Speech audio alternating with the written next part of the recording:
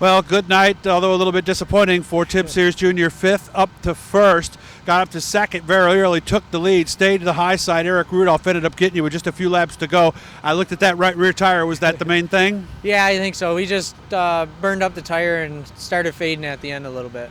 And I was wondering if it was right when that happened. You said it was probably way before that. Yeah, it was probably with about 10 to go. The car just started to get free on entry, and you start giving up a little on entry, you give it up all the way around the track. What did you do to try to compensate for it at that moment? Just try running in the brown a little bit more on corner entry to help the car from sliding, but it's just a long ways around out there. So there's no way you could have moved down a lane because then it would have just came out from under you pretty much, right? Yeah, it was too slick. With moving down, I was just on top of the racetrack still, so we still had good drive. We just couldn't get in like we were at the beginning. So that's why we're pretty much glued to the outside, and that was it, right?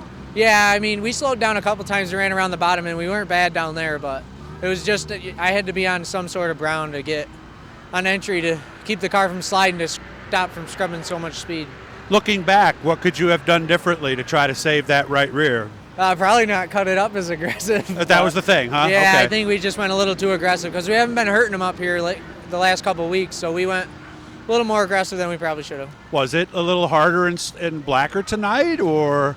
No, it wasn't nowhere near like last week. Last week we had a real slick racetrack to race on, but this week there was a cushion. You could run right around it. You pretty much run wide open. It was a really nice track to race on. So you weren't surprised when you saw the blue 25 on the inside of you? I thought I was going to see him earlier, but I mean, we must have been pretty good. But until that started fading, once that started fading, we just kind of started to fall off. So what do we learn from this? Well, we'll do some thinking. We got to go home and do a little bit more homework to keep up with the 25 car. They announced earlier today a show on the 26th in 2 weeks with Big Blocks. You hear? I don't know. We'll see. Okay. We'll keep that one in the air yet. Okay. How about Oktoberfest?